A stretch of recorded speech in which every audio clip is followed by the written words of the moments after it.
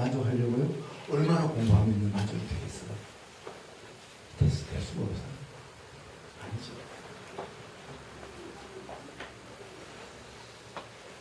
그래서 점점 이제 사람들이 달라져요. 옛날에는 공부 안 시켜도 돈 많이 벌면 된다. 이렇게 좀 하는데 이제는 돈은 좀 적어도 공부를 해야 된다. 공부를 시켜보니까 뭐예요? 공부만 하는 게 중요한 게 아니고 아이가 행복하게 살 수 있도록 해주면 좋고 행복하게 사는 자녀를 보고 있는 부모가 행복하다는 거죠. 저는 좀 바꾸라고 말하고 싶어요. 아이에게 요새 금수저, 원수저, 남수저, 흑수저 그런 거 있잖아요. 그래갖고 누가 이러더라고. 그래도 금수저지 이랬대요. 그렇게 금수저 부러지면 밥 못 먹는데 이러니까 금수저는 부러져도 금이다. 금을 맞더라고요. 밥을 못 먹어도 금을 가지고 있어야 되지. 말은 지내니까 제 생각에 프롬 이야기를 준비하면서 사람이 왜 불행하다고 느끼는가? 돈이 없어서 불행하다고? 그럴 수도 있죠. 몸이 아파서 불행하다고? 그럴 수도 있죠. 그러면 돈 없는 모든 사람은 불행합니까? 아니라. 못 배운 모든 사람은 불행합니까? 중학교도 못 나온 그 사람은 다 불행합니까? 이거는 그 사람 자체 문제가 아니고 외부적인 문제란 말이죠. 아니거든요. 그러면 제 생각에는 불행하다고 하는 사람은 어디에 문제가 있느냐? 내가 나 되는데 실패했기 때문이라는 거예요. 내가 사람 되는데 실패하면 불행한 겁니다. 이 말을 좀 더 곱씹어 보세요. 우리가 보통 아는 대로 인텔이다 그러면 아주 인텔렉츄얼하다, 머리가 똑똑하다, 많이 배웠다, 또 젠틀하다, 뭐 그런 식으로 우리가 이해하고 있습니다. 근데 그 뜻이 아니고요. 원래 인텔이라고 말하는 것은요, 나를 개발시킨다는 뜻이에요. 내 인격을 성숙시키고 내 삶을 깨끗하게 만들어가고 내 인생에 가치를 생산해 가는 사람이 인텔이지. 대학원 나왔다고 인텔입니까? 나쁜 짓 많더라고요. 국회의원 공부 짧게 했습니까? 차관이 외국에서 박사학위 안 했습니까? 비근한 예로 청와대까지 근무하는 어떤 사람은 이름은 이제 모르겠습니다. 누구 어쩌고저쩌고. 공부 못한 사람이 아니거든요. 돈 없는 사람이 아니잖아요. 그 사람들의 불행은 뭐예요? 내가 나대는 게 실패한 거죠. 돈 버는 데는 성공했겠죠. 공부하는 데는 성공했을게요. 그러나 행복하지는 않아요. 내가 나대는데 나는 사람이거든요. 사람 되는데 게으르면 불행한 거예요. 박수는 잠깐은 치가 좋아요. 그건 아니거든요. 거기서 하나 더 얘기하면 이런 말을 들어요. 엠마, 너희 형은 중학교까지밖에 안 나는데 이렇게 돈 잘 벌고 잘 사는데 너는 대학 시키는다고 와 이렇게 못 사노? 우리나라 어른들의 머릿속에는 공부 많이 하는 거 있고 돈 많이 버는 걸로 되어 있거든요. 그게 아니고 공부를 많이 하면 삶의 방법과 삶의 질이 달라지는 거지, 공부 많이 했기 때문에 돈 많이 번다. 물론 우리나라 그런 게 있어요. 변호사하고 의사하고 교수하고 그러면 돈이 많고 명예가 따라가고 영광이 따라간다. 이런 보이지 않는 등시 성립되지만 이제 우리부터는 그게 아니라는 거예요. 그게 가장 먼저 깨지는 곳이 목회입니다. 목회자, 목사가 되고 큰 교회 하면 돈 많이 받는다? 큰 교회 하면 좋은 뜻 한다? 이건 이제 깨지고 있는 거예요. 하나님이 그래 처리하시는 것 같아요. 저는 그래 봐요. 목회가 뭐냐? 사람 많이 하고 교회 크게 지고 땅 주청 넓은 게 목회자라는 거냐? 그게 아니고 목사 자신이 하나님께 대한 진리를 깨달은 대로 사는 게 목회다. 그렇게 정리를 해야죠. 그렇기 때문에 큰 교회도요, 목사가요, 아주 소탈하게 사는 그런 사람이 종교를 더 하더라고요. 그럼 우리는 어떤 어머니가 되어야 되느냐, 어떤 부모가 되어야 되느냐에 좀 더 고민을 해볼 필요가 있습니다. 그러면 질문을. 사람은 어디서 만들어지죠? 태훈이 엄마. 사람은 어디서 만들어져요? 너무 시시한 질문이니까. 정현이 엄마가 좀 버텨주세요. 저 대구에 중소기업이 많거든요. 그 중에 사람 만드는 공장 있나요? 하나님이 사람을 창조하시고 사람은 가정을 통해서 사람을 만듭니다. 그래서 가정은 사람을 생산도 하지만 사람을 사람 되게 하는 곳이에요. 그래서 이런 말이 있죠.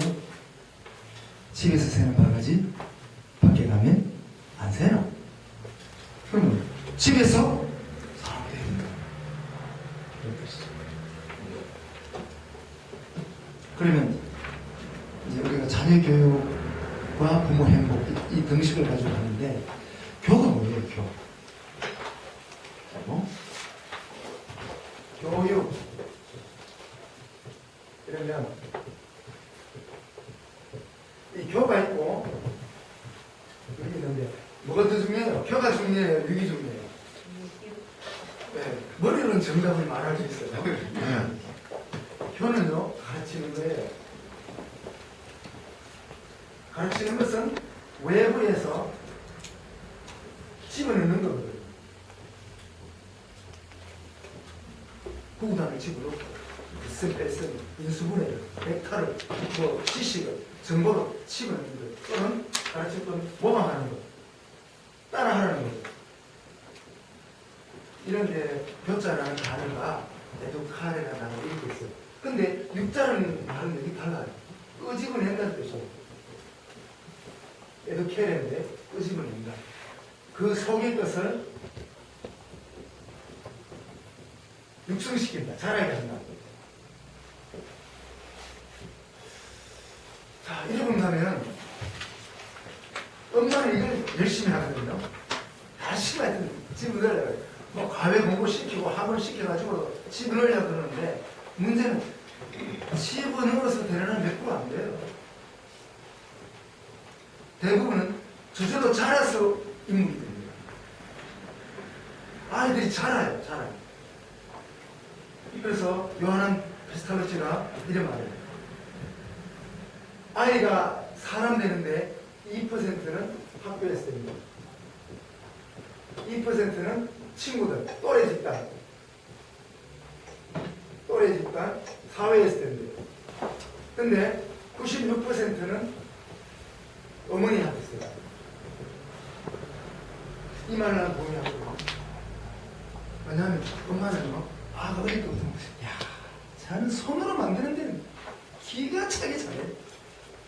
어릴 때부터 만든다 그러면 뭐 차를 가지고 만들고 야단해. 근데 저한테 산수 가르치면 하나도 몰라. 그리고 엄마는 알아요. 선생님은 무조건 뭐 덧셈, 뺄셈, 곱셈 나눠서 가르쳐가고 집어넣는데 안 되는 거예요. 근데 어떤 아이는요, 맨날 탐만 하면 책 읽어요. 우스게 앉아가지고 계속 책만 읽고요. 어떤 아이는 책 읽으려면 2페이지를 못 읽고 와서 이야기하고 나가요. 엄마는 그거 알거든요. 이거를 보고 육성시켜주는 사람이 진짜 교사인데 그는 어머니로다. 이렇게 말해요. 물론 우리도 그렇게 못 자랐어요. 우리 어머니, 아버지 하고 난 어릴 때부터 좀 이렇게 살찌고 뭐 운동을 잘하고 그러지 않았어요. 그래 우리 어머니 그걸 하신 말씀. 니는 대학 가면 약사하면 좋겠다. 맨날 아파가지고 맨날 그런 몸도 안 좋고 이랬는데 근데 대학 갈 때도 좀 고등학교 갈 때 우리 엄마가 그랬는데 하지 마라 그래. 근데 고등학교 시험 친다니까 시험 쳐보는 척하라 떨어지면 좋고 왜? 시골에서 무슨 도로 대학을 시키겠습니까? 고등학교 시키겠습니까? 그러나 우리 어머니 하신 말씀대로 기억해요. 너는 약대 가면 좋겠다. 그럼 뭐 내가 이제 일하는 거나 운동하는 거나 활동을 별로 안 좋아했는가 봐요. 그러니까 그래 얘기해요. 또 다른 형제는 너는 운동선수 했으면 좋겠다. 다 엄마들은 그 아이의 잘하는 것을 싹을 보고 이렇게 얘기해 주잖아요. 그래서 여러분이 최고의 선생님. 과외 선생님한테 맡기지 마시고요. 아이들이 뭐 모른다. 그런 거는 얼마든지 배울 수 있잖아요. 배울 수 있잖아요. 중요한 건 아이의 인성을 길러주는 게 좋은 선생님. 야, 가만 놔두면 그럼 이런 거예요. 내가 제일 싫어하는 것 중에 하나가요. 분재입니다. 분재. 마음껏 잘하고 싶은데 왜 비비꼬하고 안 잘하지 만들어. 난 그러면 그 이쁘다고 하는 그 사람의 성격을 분석해 봐야 되겠어. 좀 잘하게 놔둬. 근데 그냥 놔두면요. 그냥 이 들판을 30년을 그냥 놔두면 사람이 못 들어가는 숲이 돼요. 그러면 조금만 관리만 잘해주면 약초는 약초가 되고 채소는 채소가 되고 과일나무는 과일나무가 되고 이런 것이 우리가 해야 할 부모들의 사명이지 부모의 책임이죠.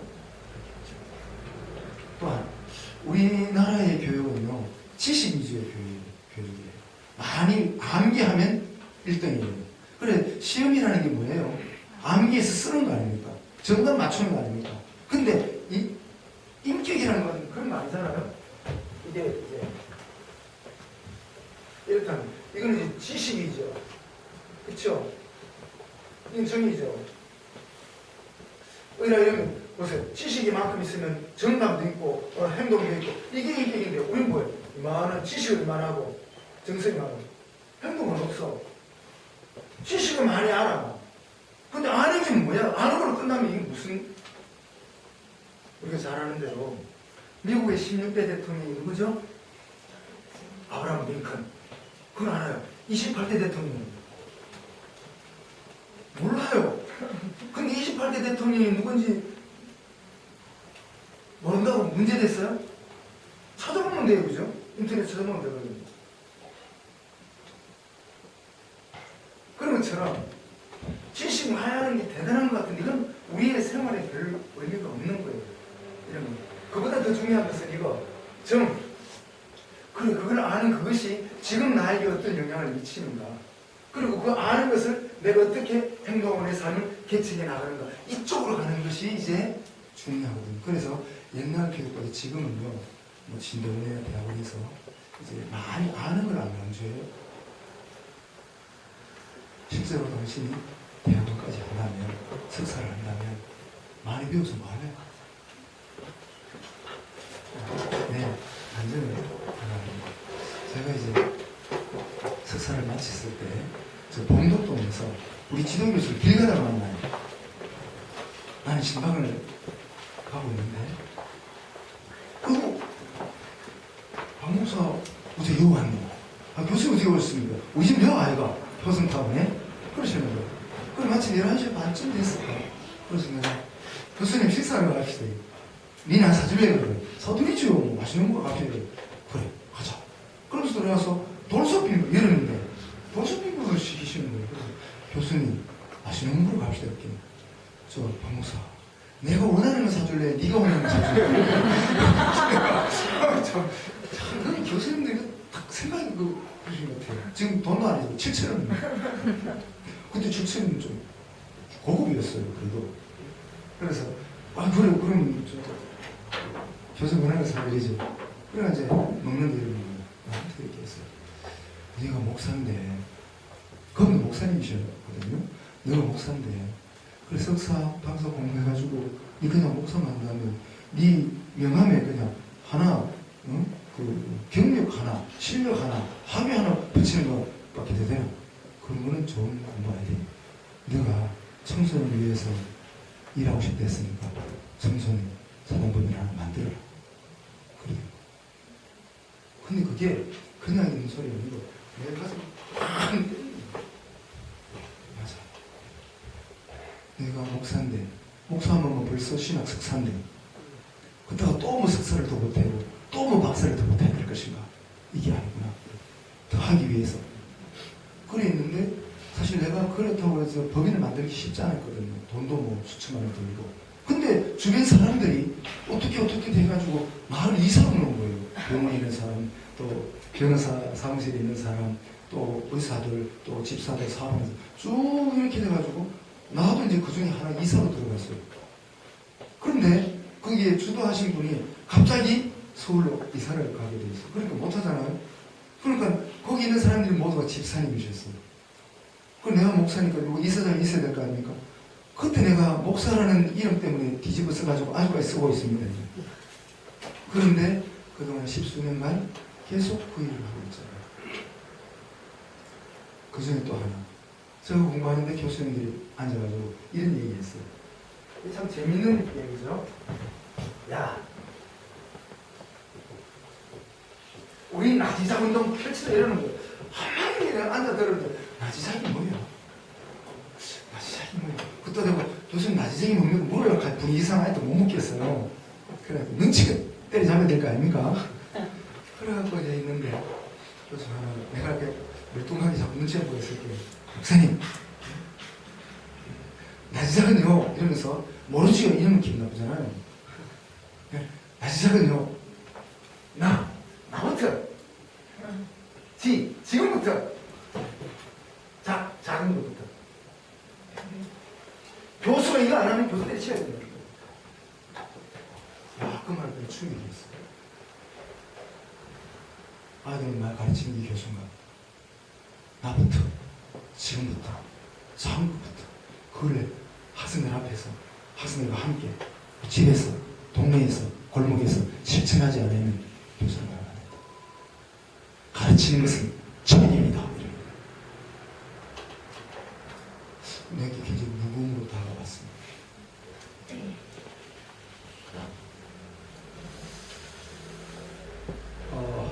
이제 조금 더 가서 한 가정이 출발하는 것은 한 남자와 한 여자의 만남으로부터 시작되는데 어떻게 만나져요? 사랑해서. 그 말 맞아요.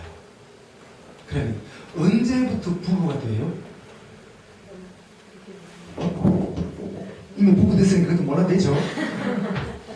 언제부터 부부가 돼요? 네? 결혼하면 부부 돼요? 그것도 맞는다. 그리고 애기 낳으면 부부 돼요? 우리 교회 박기태 집사님 딸 낳았어요. 박민사라고. 그러면 같이 살면 부부 돼요? 아니면 혼인신고하면 부부 돼요? 네, 잘 보세요. 이제 결혼이 있는데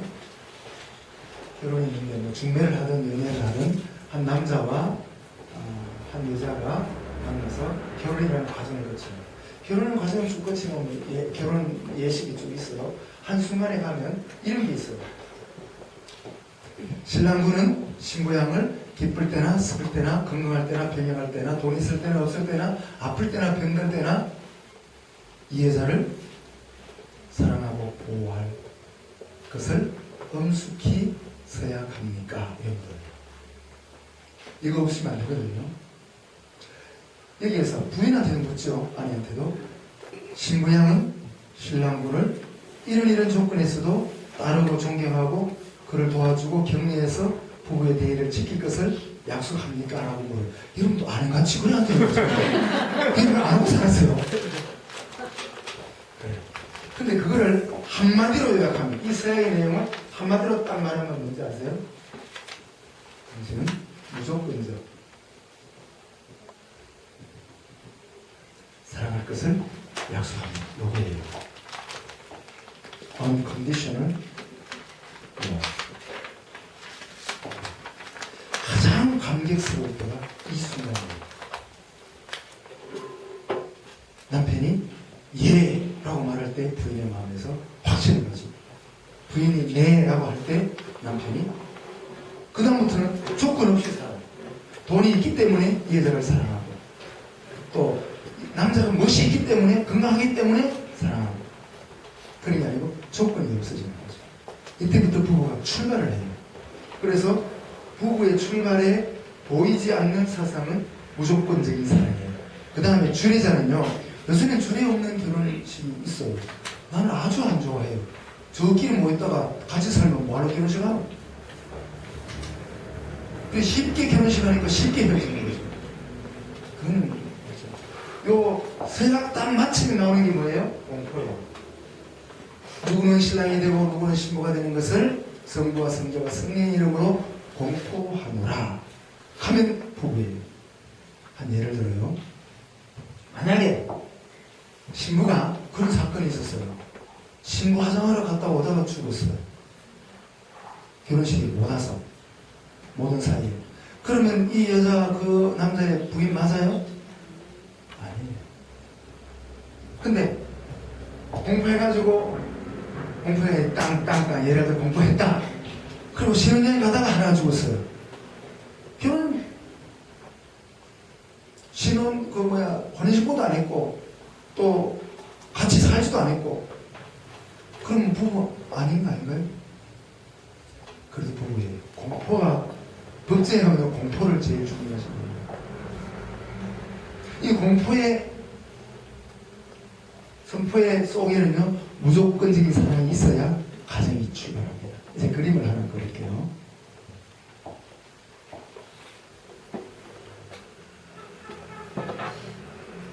이렇게 봅시다. 여기서 출발. 자, 한 남자와 한 여자가 만나서 가정을 이룬다는 인식 속인가요? 여기에 한 남자와 한 여자가 만나서 결혼을 약속하는 기본적 정신이 뭐라고 그랬어요? 무조건적 사랑. 무조건적 사랑. 아주 중요한 거거든요. 무조건적 사랑이에요. 이거 있어야 되거든요. 근데 오래 달린 사랑을 얘기할게요. 참사랑은 그 어디라고 하는 작은 소책자가 있습니다. 거기 보면 일본에서 아버지가 일본 동경대학을 나와서 고위공직자입니다. 어머니도 동경대학을 나온 공무원이었어요. 그런데 아들이 동경에서 공부를 했는데 동경대학이 떨어집니다. 속상하잖아요. 그래갖고 부모가 재수를 시켜요. 근데 재수를 해가지고 열심히 공부했는데 또 떨어집니다. 아버지가 속상했죠? 엄마도 속상했어요. 아주 냉철하게 떨어진 걸 통보받고 말합니다. 엄마, 동경대학도 못 가는 거. 너는 내 아들 아니야, 임마? 이 말 딱 했어요. 다음날 아침에 하코네 공원 저수지에 그 아이를 시체로 또 올랐습니다. 이게 사실이잖아요. 실제 사건입니다. 물론 속상하다는 거 100분 이해해요. 근데 동경대 떨어진 우리 아들 아닙니까? 옳지 않은 놈 우리 아들 아닌가요? 제가 이찬수 목사가 사랑의교회 중등부 할 때 제가 거기 집회를 이 박사님께 갔어요. 이찬수 목사 배고 있을 때는 내 밑에 전사님이었죠. 근데 설교를 하는데 한 학생들이 한 250명쯤 모였을 거예요. 한 아이가요. 청바지를 신고 다녀요. 그 말이 뭔가 하면 바지가 질질 끄는데 발이 안 보여요. 근데 조금 설교하면서 살짝 봤는데도 얼굴이 안 맞아요. 그래, 아이들이 이러고 정사님 하고 있는데 그래. 이거 딱 맞췄는데 걔를 불러가요. 사무실에 들어갔어요. 내가 여기 설교 마치고 들어갔더니 너 대구에서 오신 목사님이 설교하시는데 그냥 다니면 돼? 이렇게 웃어요. 보통 뭐라고 하면 네, 안 그러시면 이래야 되는데 아유 이런 식이에요. 그래 걔가 나갔어요. 나갔는데 이상하게 쟤들 아버지가 서울에 왔는데 수술을 했고 쟤들 어머니도 수술을 했는데 제가 언제부터 그런지 정확지 않지만 이런 말을 내가 들었습니다. 하면서 얘기해요. 한반 아이가 강남에서 35명인데 제가 23등을 했대요.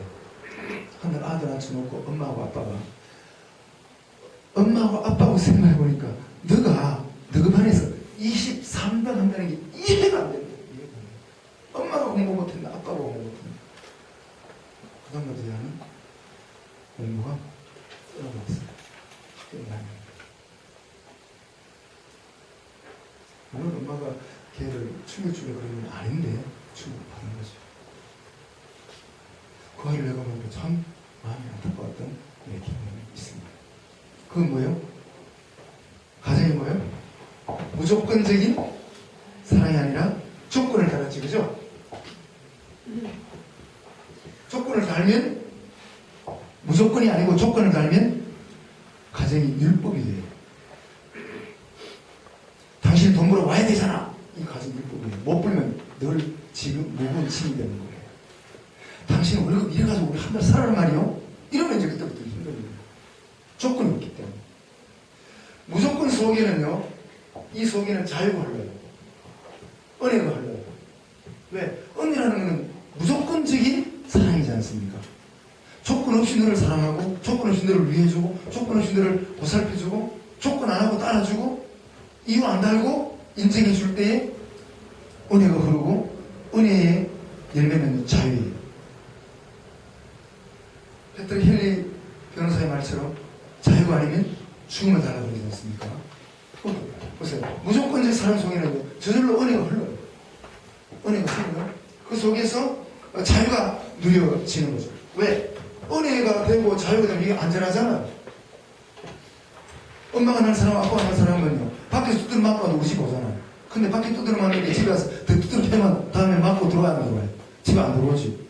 왜? 그 조건이 너 두드려 맞고 집에 오지 말아야 되거든요. 이렇게 돼요. 지금 하나씩 챙겨보세요. 오늘 강의를 끝까지 할지 시간이 좀 안타깝긴 한데, 하여튼 나가볼 테니까. 은혜가 흐르거든. 거기에는 은혜가 흐르고 자유가 흐르고 안전 따게 되면요, 여기 뭐가 오는가 하면요, 힘이 부여돼요. 이거를 이렇게 말합니다. empower. M이란 말은 들어간다는 거예요. 파워는 힘 아닙니까? 그냥 오케이. 그렇게 인정만 해도 아가 우리말로 하면 지신한다 그러죠.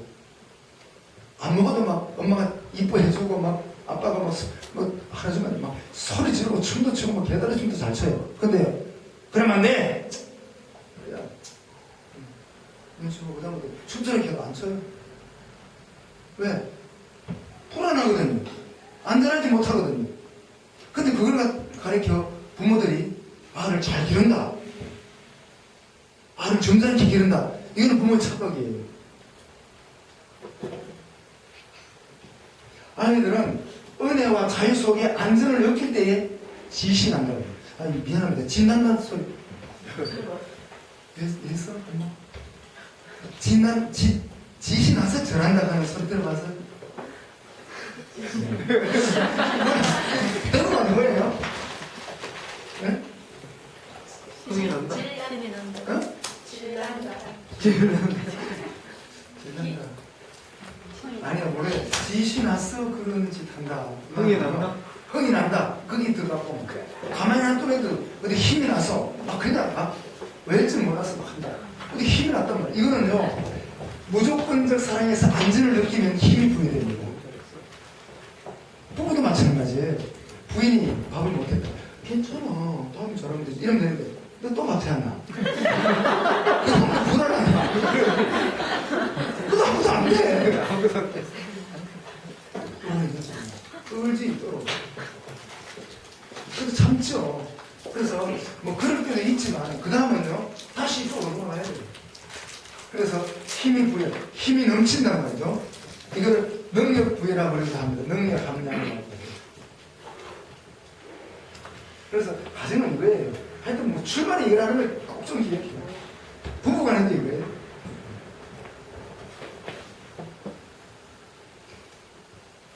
그러면 능력이 이제 많아지면요, 이제 힘이 있으니까 더 마누라한테, 더 신랑한테 자꾸 서비스화 되죠. 이걸 갖다가 친밀감이 돼요. 친밀.